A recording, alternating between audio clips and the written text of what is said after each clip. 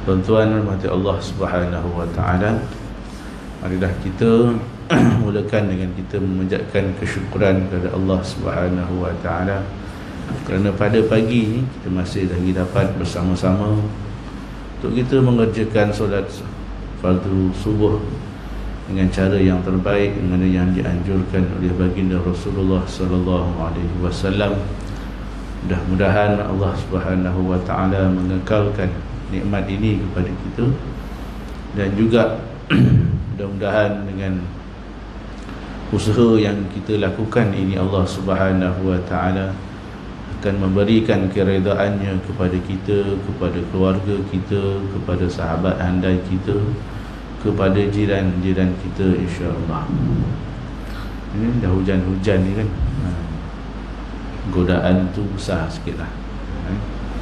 Walaupun yalah, kalau orang yang dah biasa bangun pagi tu tak ada masalah, tapi yang mungkin kurang biasa, tambah lagi dengan hujan ni, memang godaannya lebih besar. Jadi insya-Allah pada pagi ini kita akan menyambung perbahasan yang ketujuh, hadis yang ketujuh dalam matan Al-Arba'in yang telah kita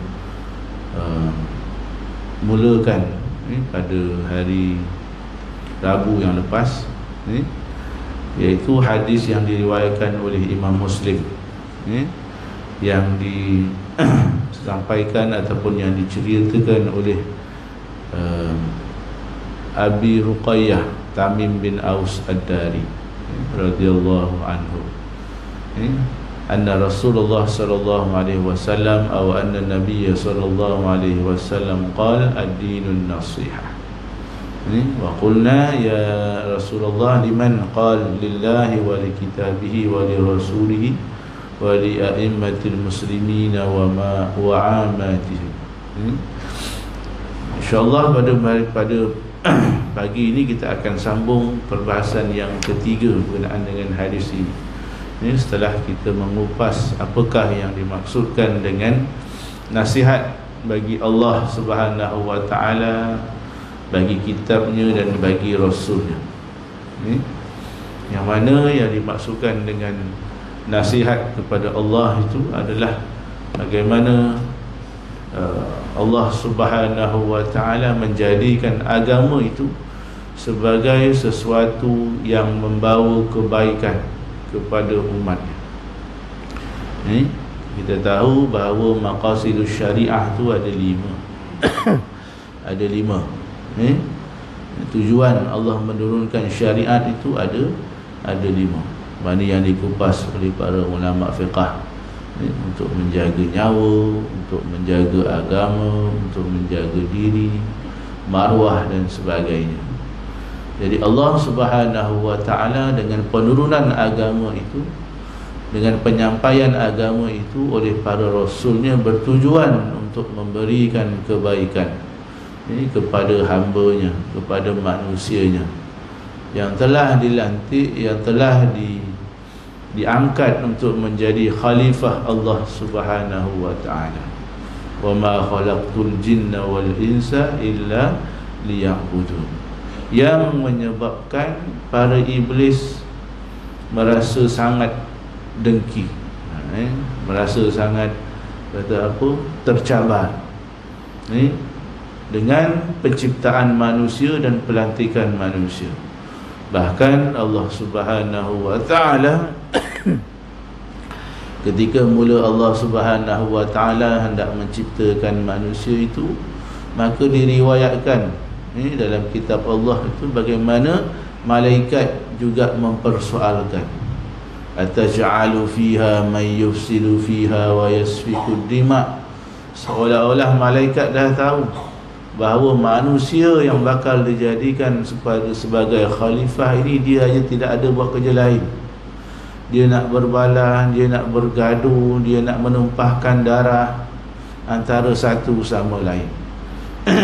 Ini kan, sementara nak sampai 19 hari bulan ni dah macam-macam juga dalam grup kan. Jadi mudah-mudahan tak adalah yang mengelefkan diri, tak tahan kena bakau, mengelefkan diri. Tapi bakar orang lain boleh. Itu pun satu perkara dah juga. May yusidu fiha wa yasfikud dima. Walaupun bukan darah secara fizikal, tapi darah-darah tu menyebabkan darah naik dan sebagainya. Jadi malaikat pun tahu, kan? Malaikat pun mempersoalkan, tapi Allah membalas, inni a'lamu ma la ta'lamun. Aku tahu apa yang kamu tidak tahu, wahai para malaikat. Kenapa dalam kalangan malaikat, jin dan sebagainya itu kita yang dilantik oleh Allah sebagai khalifah? Tentu ada sebab, tentu ada alasan, tentu ada tujuan yang hanya Allah Subhanahu wa ta'ala sahaja yang maha mengetahui. Jadi din itu, agama itu, kan, petunjuk itu, cara hidup itu yang ditetapkan oleh Allah Subhanahu wa ta'ala, diturunkan sebagai nasihat. Sesuatu perkara yang diturunkan untuk memberikan kebaikan, tidak ada lain tujuannya untuk memberikan kebaikan kepada manusia. An-nasihah itu sendiri ialah untuk bertujuan memberikan kebaikan, bukan tujuan lain.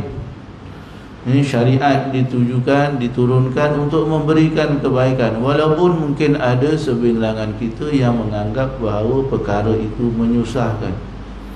Susah lah, kan? Tak boleh pakai seluar pendek kat luar, kat dalam rumah tak kira lah, kan? Tak boleh mengurat suka-suka hati, tak boleh bercampur antara lelaki dan perempuan suka-suka hati, kan? Tak boleh mengumpat. Ini benda-benda yang seronok, benda-benda yang syaitan paparkan kepada kita sebagai nikmat yang besar, nikmat yang memuaskan ataupun yang menyebabkan nafsu kita sangat menyukai perkara-perkara berkenaan. Betul lah kata Sayyidina Umar bahawa, kan, syurga ini dikelilingi oleh perkara-perkara yang nafsu tak suka, dan sebaliknya neraka itu dikelilingi oleh perkara-perkara yang nafsu suka. Jadi itu menyebabkan Allah Subhanahu wa ta'ala dalam usaha untuk memberikan kebaikan yang hakiki kepada hamba-Nya, kepada manusia, maka Allah menurunkan din, menurunkan agama, menurunkan tata cara. Kalau sekarang ni bahasa kita SOP lah, kan? Supaya manusia tu terarah hidupnya, terpandu tujuannya, kan, terpimpin tindak lakunya, agar manusia saling memberikan kebaikan kepada yang lain. Jadi yang ketiga pula, perbahasan yang ketiga oleh Dr. Mustafa Abdul Rahman, beliau menyambung an-nasihah bagi imam-imam kaum muslimin dan orang ramai. So, apakah maksudnya? Imam-imam kaum muslimin itu ialah pimpinan-pimpinan, raja, ulama-ulama dan ketua-ketua pemerintahan Islam. Sesiapa sahaja yang diberikan tampuk kekuasaan, kepimpinan, itulah yang dimaksudkan dengan pemimpin ataupun imam-imam kaum muslimin. Kalau dekat taman perumahan kita ni, pengerusi KRT lah pun agaknya, kan? Kalau kat surau ni pengerusi lah surau, kan? Bukan penasihat surau lah, pengerusi. Sebab penasihat tu saya, kan? Penasihat dia nasihat aja, yang buat keputusan pengurusi. Siapa pengurusi, kita lantik lagi untuk tahun yang akan datang. Ni kempen ni.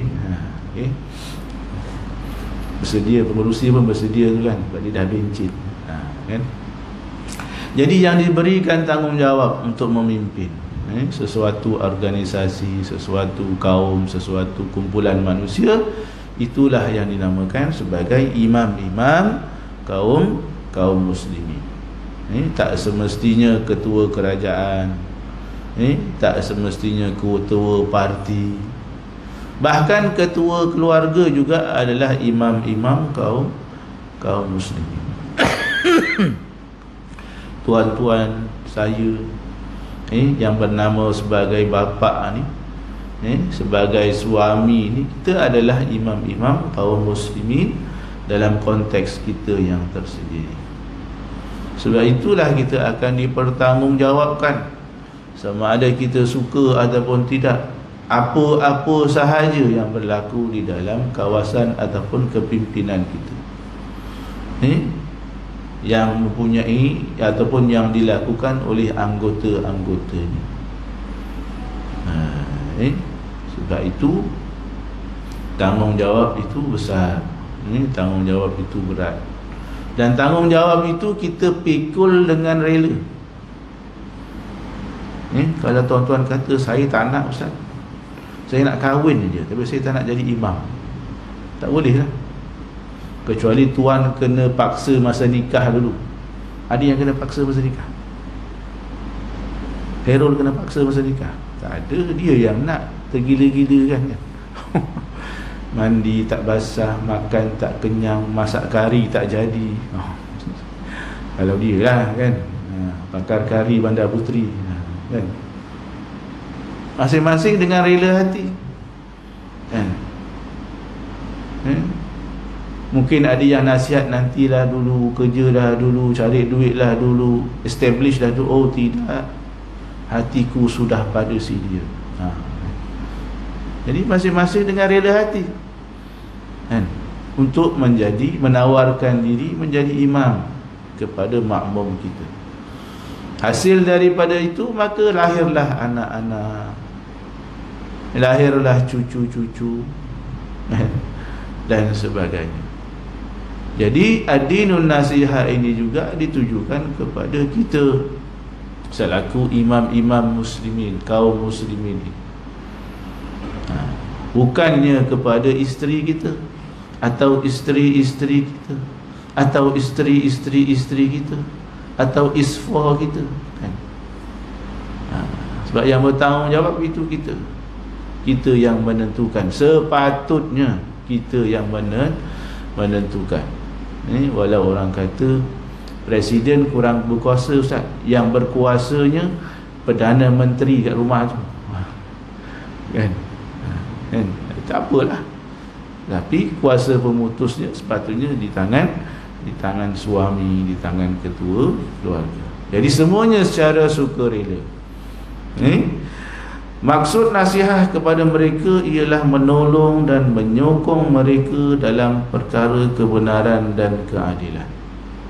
Tujuannya dengan agama yang Allah Subhanahu wa taala turunkan itu melalui rasulnya adalah tujuannya untuk membantu kita selaku imam orang-orang yang beriman ini dalam perkara kebenaran dan keadilan.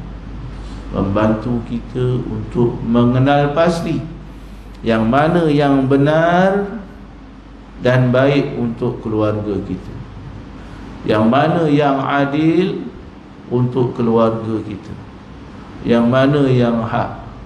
Kerana Allah Subhanahu wa taala berfirman, al-haqqu mir rabbik, yang hak itu adalah daripada Tuhan kamu, bukan daripada apa yang kita fikirkan. Kerana yang tahu, yang maklum, yang arif tentang kebenaran itu adalah Allah Subhanahu wa taala. Macam selalulah yang ustaz-ustaz penceramah-penceramah sebutkan, bagi analogi, yang buat kereta tu tahu apa yang baik untuk kereta kan? Baru-baru ni pergi apa, pusat servis. Selama ni pergi pusat servis dekat Bandar Pak Len tu je, Cina Cikai tepi tu kan. Satu hari tu pergilah tempat servis betul Hyundai tu. Barulah kita tahu apa yang sepatutnya ditukar. Cina Cikai tu tukar minyak aja. Satu. Alamak, elok-elok biasanya 400 lebih, jadi 1,000 pula dah. Memanglah kena jual dengan Cina tu kan. Tapi dia dah tahu, sebab dia memang spesialis kereta Hyundai tu kan, apa yang patut ditukar kan. Kalau CRDI diesel 2.2 tu ini patutnya, filter itu filter ini, minyak itu minyak ini, yang tak pernah pun Cina cikai sebab kita biasa tu bagi tahu. Jadi sebagaimana begitu demikian analogi itulah, maka yang tahu tentang kebenaran untuk manusia ini adalah Allah, sebab Allah lah yang menciptakan manusia. Ini analogi yang paling mudah. Kenapa kerusi ada 4 kaki, kenapa tak 1 kaki? Sebab yang buat kerusi itu tahu kalau 1 kaki tak stable, tak berfungsi sebagai kerusi, maka dibuatnya 4. Kalau bagi pilihan lah, kita tanyalah kat kerusi tu, mungkin dia kata aku nak macam engkau lah, 2 kaki je kan? Sebab dia tak tahu fungsi dia tu apa. Tapi di sini Allah tahu fungsi kita tu apa, maka Allah ciptakanlah akal, Allah ciptakanlah nafsu, Allah ciptakanlah perbuatan-perbuatan yang mana manusia mempunyai pilihan untuk melakukan ataupun sebaliknya mengikut pertimbangannya sendiri. Maka Allah ciptakanlah syurga dan neraka, Allah ciptakanlah dosa dan pahala. Allah utuskanlah para rasul, malaikat dan sebagainya, makhluk-makhluk untuk membantu kita sebagai khalifah. Kalau kita amat-amati, memang semua makhluk-makhluk lain ni diciptakan untuk membantu manusia menjadi khalifah, menjalankan tanggungjawab sebagai khalifah. Kerana yang tahu hanya Allah Subhanahu wa ta'ala, kebenaran itu, mana yang baik. Sebab itu Allah turunkan agama salah satunya bagi membantu kita untuk mengenal yang mana benar, yang mana sebaliknya, yang mana adil, yang mana zalim. Patuh kepada mereka dalam urusan kebaikan, patuh kepada kita. Allah wajibkan bahawa umat yang beriman, orang-orang muslimin, mukminin ini kena patuh kepada pimpinan selagi mana ianya menyentuh ataupun berkaitan dengan urusan-urusan yang membawa kepada kebaikan. Wajib. Hukumnya wajib, bukan harus, bukan sunat. Semalam ustazah pergi Johannestia mengajar dekat mana? Surau Johannestia, surau yang macam surau lah kan? Dicakap ni mengumpat pula orang Johannestia, macam surau lah. Okay. Jadi ada seorang tu bertanya, ustazah ustazah kebetulan dia bercerita pasal apa semalam. Tapi balik tu dia ceritalah soalan ustazah, dia kata suami saya yang kuliah ni sama-sama ustazah muslimat lah kan, takkan nama Nazri pula kan, dia fitnah lah pula kan. Jadi ustazah suami saya benarkan saya untuk membekam orang. Ni dia buat bisnes bekam ni, dia buat bisnes bekam. Tapi dalam masa yang sama, kadang-kadang pesakit bekam saya minta saya urut. Suami saya kata bekam boleh, urut jangan. Boleh tak saya tunaikan permintaan pesakit saya ataupun saya mematuhi arahan suami? Saya dengar tu saya gelak lah. Tu saya tanya kat ustazah, ini soalan nak tanya ke nak cari alasan? Kan? Kerana kita dah memang tahu jawapannya. Kadang-kadang manusia tu memang gitu dah kan. Kita tahu apa jawapannya, kita dah faham dah. Tapi kita sengaja tanya supaya manalah tahu kan. Ada selit sana, selit sini, bolehlah pula. Kan, benda yang sepatutnya tak boleh. Sedangkan manusia itu wajib taat atas kepimpinan ataupun atas perintah ketua mereka seandainya ianya berkaitan dengan kebaikan. Tak ada alasan. Sayyidina Abu Bakar dalam ucapan yang pertamanya semasa setelah baginda dilantik menjadi khalifah, Sayyidina Abu Bakar diriwayatkan berkata antaranya, taatlah kepada aku selagi mana aku taat kepada Allah Subhanahu wa taala, kata Sayyidina Abu Bakar. Cuma dia tak cakap Melayu lah.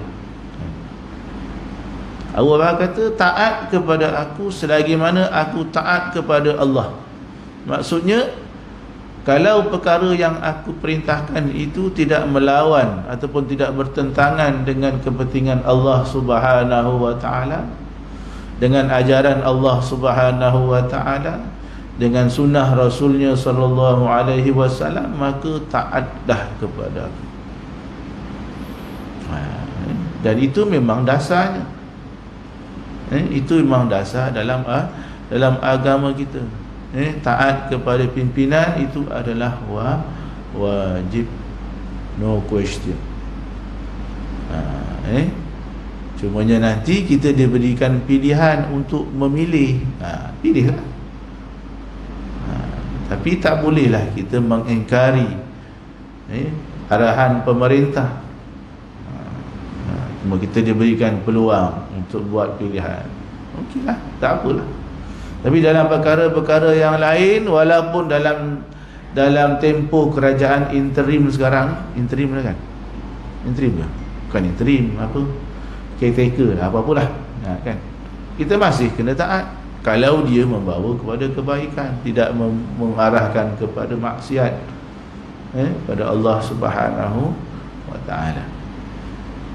Tegur mereka dengan cara yang sopan dan peringati mereka dikala mereka terlalai dari kewajipan. Ini tanggungjawab kita juga sebagai pemimpin, menegur, bukan membiarkan. Dan tegur ni tak cukup sekali. Kalau tuan-tuan kata, dah Ustaz, dah tegur dah hari tu sekali, kena tegur dah lagi, kena ingatkanlah lagi. Tak boleh cukup sekali. Tak boleh kita kata, kalau kita di hadapan Allah nanti, saya dah bagi tahu dah Tuhan, supaya begini, tapi dia tak ikut juga. Berapa kali kita tegur? Sekali je, cukup lah tu, kan? Taklah boleh. Sebab Allah sendiri kata, Allah Subhanahu wa ta'ala, lupalah pula ayat tu, wa'mur ahlaka bis-solah, kan? Allah kata, hendaklah kamu menyuruh ahli keluarga kamu dengan untuk mengajarkan solat. Apa sambungan ayat tu? Subhanahu wa ta'ala. Astaghfirullah. Siapa ingat? Wa'mur ahlaka bis-solah wala tak ingat dah lah. Tak datang. Hujan-hujan ni tak datang, beku semua, kan? Tapi dalam firman tu Allah kata, dan jangan kamu maksudnya jangan kamu penat, jangan kamu jemu dengan perkara berkenaan. Maksudnya kena ulang berkali-kali,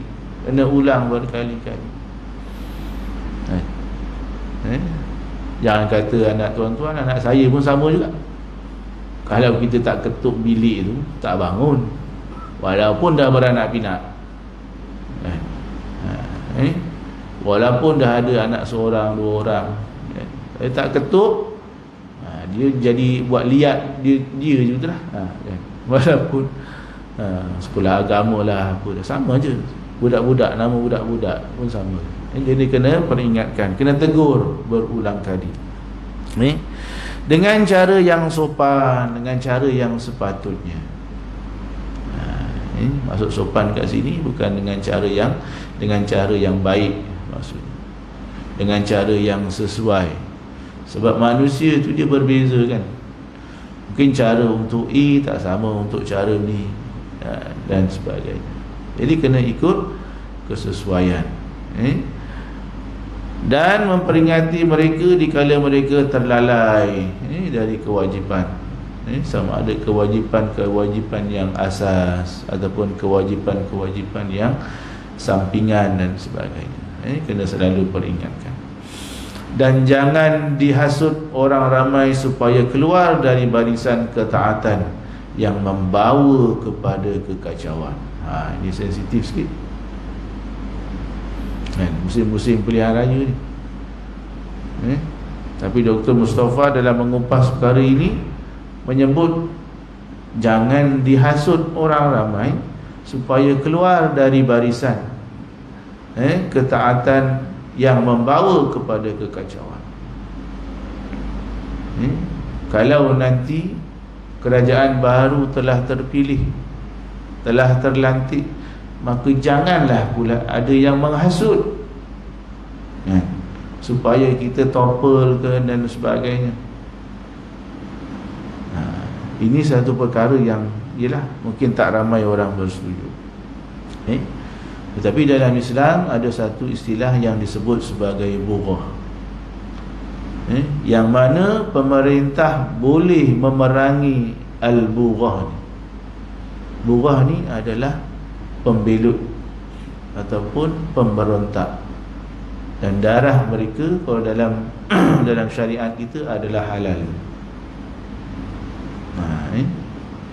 Kalau suatu kerajaan itu telah dilantik dan kerajaan itu adalah kerajaan yang baik, yang adil dan sebagainya, maka haram untuk kita memberontak kerajaan berkenaan dengan cara yang tidak sepatutnya. Boleh diberani. Ini kita kena hati-hati. Sebab kita semua dah setuju dengan cara, setuju tak setuju tu suka tak suka dengan orang yang menang dan sebagainya, itu cerita lain. Sekarang ni kita dah menerima demokrasi itu sebagai cara untuk kita melantik kerajaan, memilih pemimpin dan sebagainya. Oh ustaz, tak syar'i ustaz, patutnya secara Khalifah Ur-Rashidin tu, bai'ah. Itu salah satu cara. Jadi demokrasi ni tak syar'i apa semua. Tapi masalahnya sekarang sistem itulah yang diguna pakai. Kecuali sistem itu diubah, itu perkara lain lah. Walaupun kita ada orang kata itu cara penjajah lah apa dan sebagainya, tapi itu yang diguna pakai oleh kerajaan kita, oleh negara kita. So kena gunakanlah cara berkenaan. Kita ada parlimen, kita ada DUN, kita ada Dewan Rakyat dan sebagainya, yang mana tempat kita untuk menyuarakan ketidakpuasan melalui wakil-wakil yang kita lantik. So gunakanlah dengan cara yang baik, cara yang telah ditetapkan. Kerana menghasut orang ramai dengan cara yang tidak betul itu adalah haram hukumnya. Kerana dia hanya akan membawa kepada kekacauan, ketidakstabilan, permusuhan dan sebagainya. Maksud nasihat kepada orang ramai kaum muslimin ialah memimpin mereka ke jalan yang benar, mengawasi mereka dari jalan yang salah, mengajar mereka, belajar daripada mereka, bertolong-tolongan di antara mereka dalam perkara-perkara kebaikan dan takwa. Ta'awanu 'alal birri wat taqwa wa la ta'awanu 'alal ismi wal 'udwan. Perintah Allah Subhanahu wa taala. Wajib bertolong-tolongan atas perkara-perkara yang membawa kepada kebaikan dan juga ketakwaan kepada Allah Subhanahu wa taala.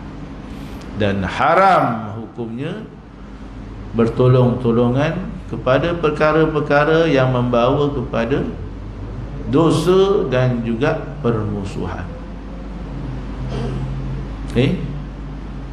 Apa-apa sahaja yang membawa kepada dosa dan juga permusuhan sesama masyarakat, sesama orang yang beriman, hukumnya haram di sisi agama kita. Haram tu maksudnya berdosa lah. Berdosa tu maksudnya mengingkarilah perintah Allah Subhanahu wa ta'ala, sedangkan Allah berkehendakkan yang sebaliknya.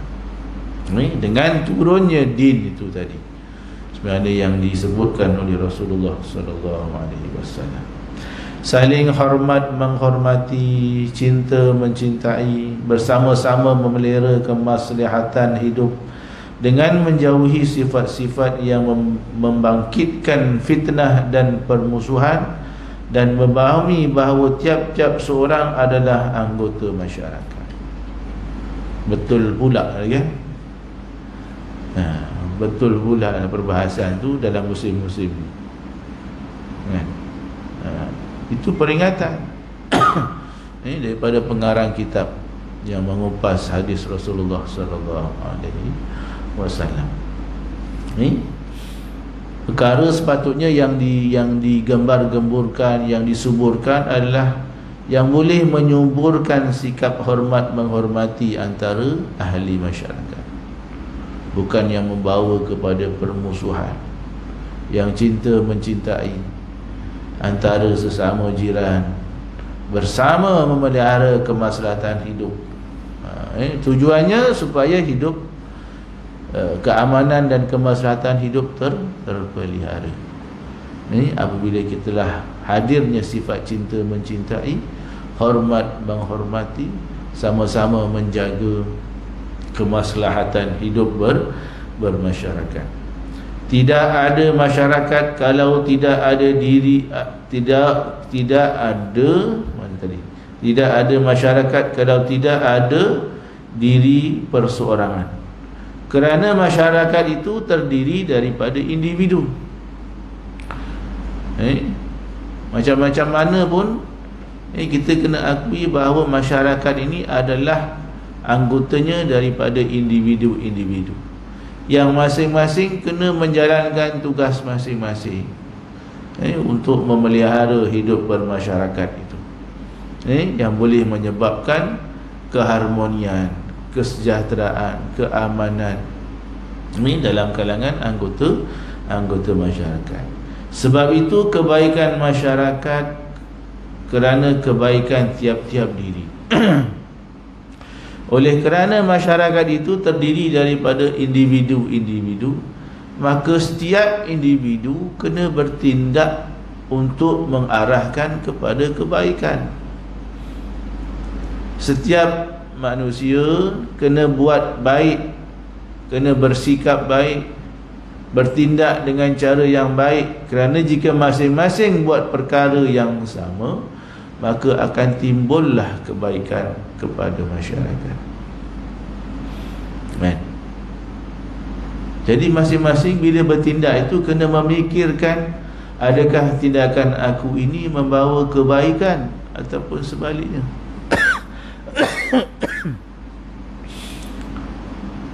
Contoh yang mudah, potong queue. Potong queue, punch card nak merah ni kena potong. Sebut tu sebab semalam tu panas juga hati ni bila ada orang potong queue. Dah dekat simpan daripada kanan. Kereta besar pula tu, sebaiklah kereta aku pun besar. Tak bagi juga tu. Sakit hati juga. Itu pun kena fikirkanlah juga. Adakah sikap mementingkan diri kita tu membawa kebaikan ataupun sebaliknya. Kerana kebaikan kepada masyarakat berkehendakkan supaya masing-masing individu masing-masing tu yang menganggotai masyarakat itu bertindak ke arah kebaikan juga. Barulah kebaikan boleh timbul secara kolektif. Barulah masyarakat boleh menikmati kebaikan hasil daripada sumbangan masing-masing. jaga kebersihan ke contoh. Jadi masing-masing jaga sampah masing-masing, barulah taman perumahan itu bersih. Jaga buangan masing-masing, barulah tak ada nyamuk Aedes, barulah tak ada denggi. Kan? Masing-masing ada compoundnya sendiri, jagalah compound masing-masing. Tak payahlah di MPK datang menyembuh tiap-tiap petang. Kerana masyarakat itu terdiri daripada individu-individu. Kita sendiri adalah anggota masyarakat. Begitu pula sebaliknya. Jadi kalau masing-masing hanya membuat perkara yang menguntungkan diri tetapi membawa keburukan kepada orang lain, maka akhirnya tidak timbullah keamanan, kesejahteraan dalam hidup bermasyarakat. Dan di antara jalan untuk kebaikan tiap-tiap diri, mana tadi tu? Macam mana pula tu? Dan di antara jalan untuk memelihara keselamatan masyarakat, hendaklah ada nasihat dan pimpinan yang sihat.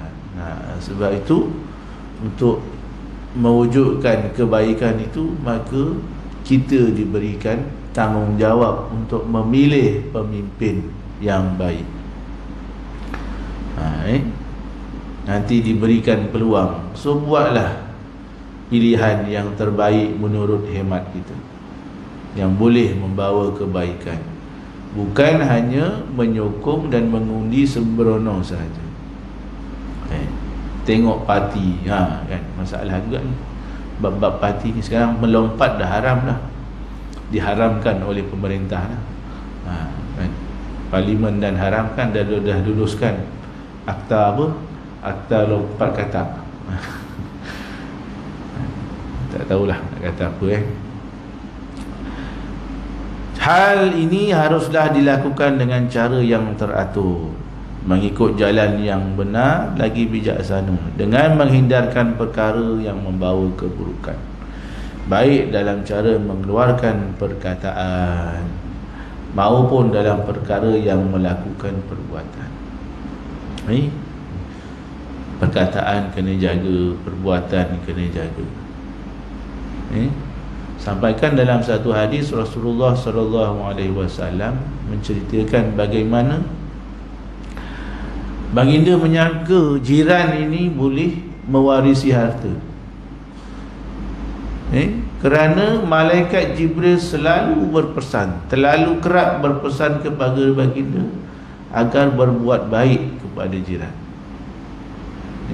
Kata Nabi, kadal jiranu yurisul mal, atau kama qala Rasulullah sallallahu alaihi wasallam. Sampaikan aku menyangka bahawa jiran itu boleh mewarisi harta.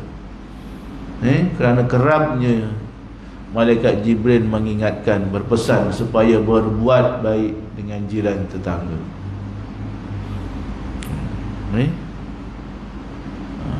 Ini kita kadang-kadang pun kita tidak orang kata apa, tidak bertimbang rasa. Sekarang ni kita rasa terkena lah. Sebab apa? Sebab zaman perayaan Deepawali ni kan, mercun sana, mercun sini, tang sana, tang sini. Kita lupa raya kita pun sama juga,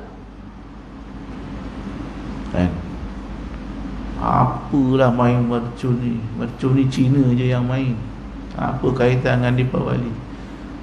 Habis tu yang kita main mercun tu, apa ceritanya? Tak sama. Sama je lah. Jadi kalau kita sakit hati orang main mercun, bila kita nak main mercun tu, kena fikirlah sakit hati orang pula. Ni selalu kita fikir apa, diri kita je, kita tak fikir orang lain. Sudah-sudahlah main mercun tu, kan? Tak ada faedahnya. Budaya mana pun tak tahu. Saya nak kata sampai tahap haram tu, kan kata jumut lah ustaz, kan? Nak suka-suka sikit pun tak boleh. Susah betul lah agama ni kan. Nak suka-suka sikit pun tak boleh. Tapi fikir balik lah. Jauh dalam hati kita kena fikir balik. di manakah nilai ibadatnya main mercun?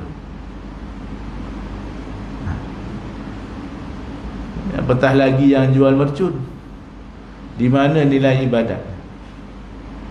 Alah ustaz, nak bagi anak-anak suka, seronok, happening. Kau mainlah dalam hutan tu, barulah happening kan? Ini dengan sampahnya, dengan bisingnya, anak kecil nak tidurnya, meraungnya, dengan kucing yang terzaliminya. Pasang mercun kat kucing dekat katak tu. Siapa tak pernah buat? Tayang kat tangan lah kan, tanya sendiri. Nyalakan rokok, tekap dekat kucing, tengok kucing menggelupu.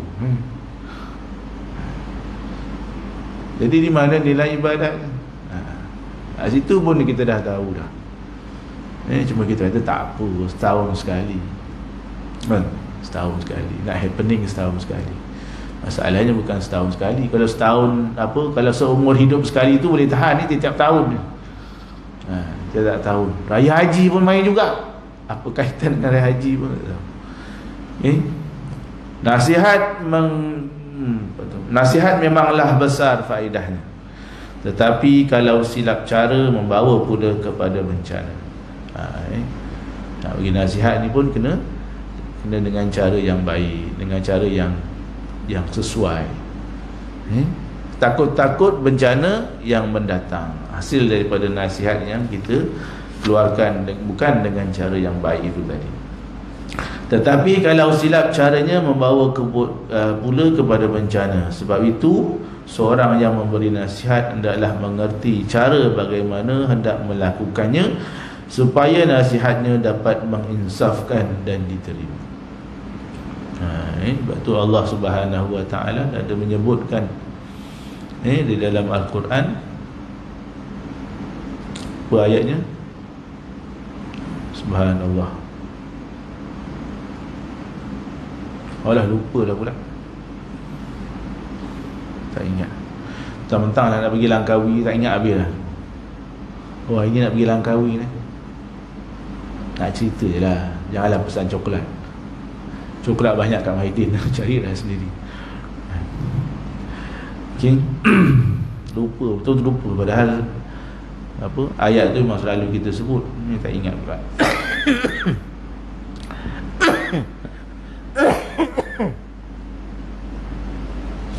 Astaghfirullahaladzim.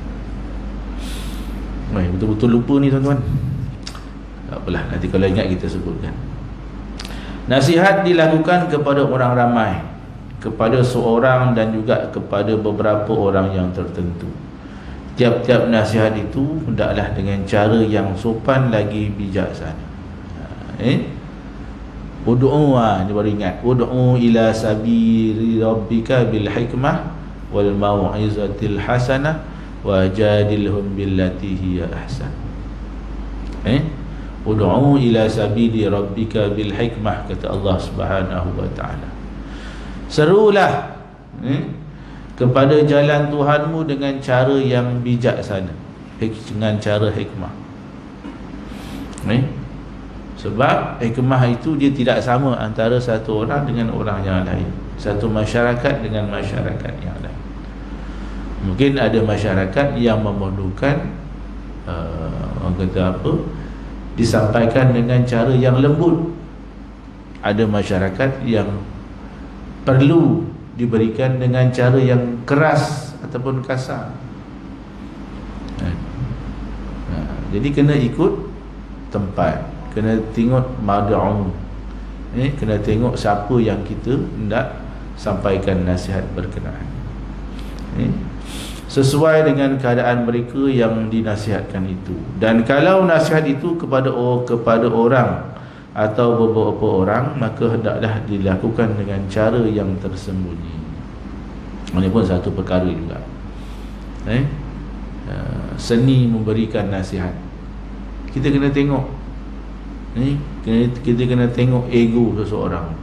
Apatah lagi kalau orang yang muda nak menasihatkan orang yang agak tua ataupun agak berumur. Ini kena ada caranya. Tak boleh kita sama cara dengan kita memberikan nasihat kepada budak-budak, kepada kanak-kanak dan sebagainya. Sebaik-baiknya kena secara diskret, kata orang, kan, dengan cara yang tersembunyi, yang tidak menjatuhkan maruah, tidak mengaibkan dan sebagainya. Sekiranya dilakukan di hadapan orang ramai, maka nasihat yang seperti itu bukanlah lagi merupakan nasihat, tetapi suatu penghinaan yang terang-terangan. Kerana dia boleh menjadi penghinaan.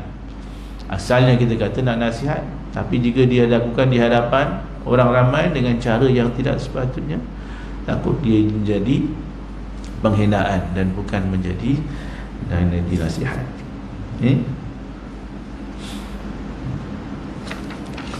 Ada sikit lagi, InsyaAllah kita habiskan. Di sini patuh pula diterangkan bahawa di antara bahagian nasihat ialah menasihati orang yang meminta nasihat, sesuai dengan sabda Rasulullah sallallahu alaihi wasallam, "Iza stansaha ahadukum akhahu falyansah lahu." Nabi kata, kalau ada orang minta nasihat, maka nasihatkanlah. Ada orang minta nasihat, nasihatkan, kata Nabi. Mudah-mudahan apa yang kita sampaikan itu akan memberikan faedah kepada orang berkenaan. Jangan kedekut nasihat. Jangan kedekut nasihat, walaupun pada perkara-perkara yang kita anggap sebagai pengetahuan yang memang orang tahu dah. Sebab kadang-kadang kita memerlukan penegasan, kita memerlukan sesuatu yang menguatkan pendapat dan juga ilmu kita. Macam soalan perempuan tadi dah dengan ustazah tu kan, dia tahu dah hukumnya, jawapannya, tapi dia minta juga nasihat, pandangan. Tu kena jawab lah. Apa yang saya sampaikan ni semua tuan-tuan tahu lah. Tuan-tuan dah ada khatam matan arba'in pada saya dah. Tapi kita sebutkanlah juga, mudah-mudahan nasihat itu memberi faedah kepada yang memberikan nasihat, bukan kepada pendengar sahaja. Nasihat bukan sahaja berhadapan dengan kawan, tetapi dapat juga dilakukan di belakangnya. Sebagaimana sabda Rasulullah sallallahu alaihi wasallam, "Inna min haqqil muslim 'alal muslim ay yansuha lahu idza ghaba." Sesungguhnya daripada hak seorang muslim ke atas seorang muslim yang lain ialah menasihati baginya apabila ia gaib, tidak bersama dengannya. Ini berarti jika orang lain yang hendak memburuk-burukkan atau merosakkan kehormatan peribadi kawannya, maka hendaklah ia menolak, membela serta membersihkannya. Itu maksudnya. Macam mana ustaz nak bagi nasihat kawan yang tak ada?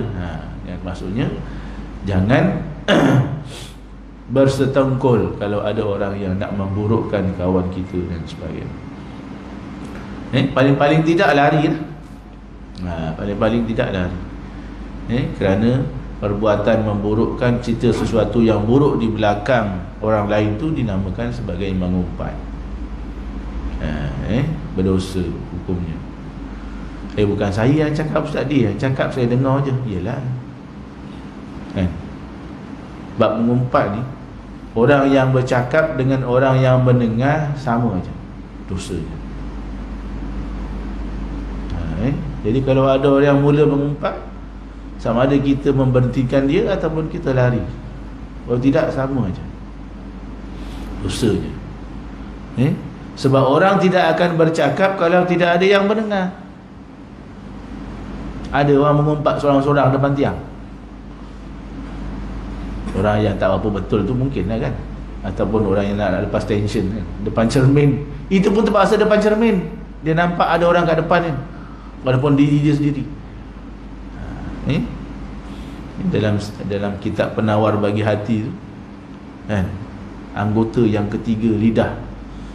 Kalau ingat lagi lah kelas Ustaz Gunawan yang dah berapa puluh tahun kan, mengumpas benda tu lah. Yang mendengar pun baik pun kena, yang bercakap pun kena, bab mengumpat. Kerana yang mengumpat tidak akan bercakap kalau tidak ada yang yang mendengar. Okey. Kerana ini ialah haknya sebagai seorang Muslim ke atas kawannya. Membela maruah, mengelakkan orang daripada bercerita perkara-perkara yang buruk. Ini juga adalah hak seorang Muslim kepada Muslim yang lain. Malahan inilah pengertian nasihat yang dikehendaki oleh Rasulullah SAW terhadap seorang kawan sebagai tanda kesetiaan. Dengan demikian terbuktilah keikhlasannya dalam pergaulan, dan inilah jenis nasihat yang sangat diperlukan sebagai satu hak atas tiap-tiap diri dalam hubungannya dengan kawannya, dan hak ini pula yang menjadi ukurannya. Faedahnya kerana akan terhentilah kata-kata nista berkenaan, yang boleh membawa kepada permusuhan, yang boleh membawa kepada perkara-perkara yang tidak yang membawa kepada perseteruan dan sebagainya. Jadi kena jalankan hak masing-masing lah. Sebagai seorang kawan, sahabat, jiran dan sebagainya. Ada orang nak mengumpat, nak mengatakan sesuatu yang buruk tu, maka kita menghentikan berita berkenaan, perkara berkenaan, kerana akhirnya akan kembali kepada masyarakat itu sendiri, hubungan kita sendiri dengan kawan kita, dengan sahabat kita, dengan jiran kita. Mana dah tahu ada orang report ke kan? Hari tu walaupun dia kata dia hanya dengar je, tapi orang akan kata dia bercakap pasal keburukan si A dan sebagainya. Jadi baik kita hentikan jika kita berupaya. Kerana nasihat waktu berhadapan muka belum tentu dapat mencemarkan kesucian hati, sebab mungkin nasihat itu semata-mata di luar sahaja, tidak dari jiwa yang ikhlas dan setia kawan. Nak mengukur tu kena ukur sewaktu kawan kita tidak ada, jiran kita tidak ada dan sebagainya. Barulah betul setia kawan, barulah betul kita menjaga hak sebagai jiran, hak sebagai sahabat dan sebagainya. Wallahu a'lam. Habis sudah perbahasan tentang hadis yang ke-7. InsyaAllah bulan hadapan kita masuk hadis yang ke-8 insyaAllah. Yang baik daripada Allah Subhanahu Wa Taala, salah dan silap daripada kelemahan saya. Mudah-mudahan apa yang kita bincangkan ini memberikan kebaikan sedikit sebanyak dalam usaha kita untuk mencari keridaan Allah Subhanahu Wa Taala. Ada sarapan tak? Mana kursi kita? Hilang lah. Ada sarapan, tuan-tuan wajib sarapan. Kalau tak sarapan, ambil bawa balik. Kalau saya bilang tidaklah, minta maaf lah, saya dah tahu dah, tuan-tuan pun tahu dah. Kalau Ustaz Nurul balik pergi ke belakang tu, sama-sama sarapan tu, kira nak kiamat lah besoknya tu. Baik, kita akhiri dengan tasbih kafarah dan suratul As. Bismillahirrahmanirrahim. Wal 'asr innal insana lafi khusr illa alladhina amanu wa 'amilus solihat wa tawassaw bil haqq wa tawassaw bis sabr. Subhanakallahumma wa bihamdika asyhadu an la ilaha illa anta astaghfiruka wa atubu. Wabillahi taufiq wal hidayah. Assalamualaikum warahmatullahi wabarakatuh.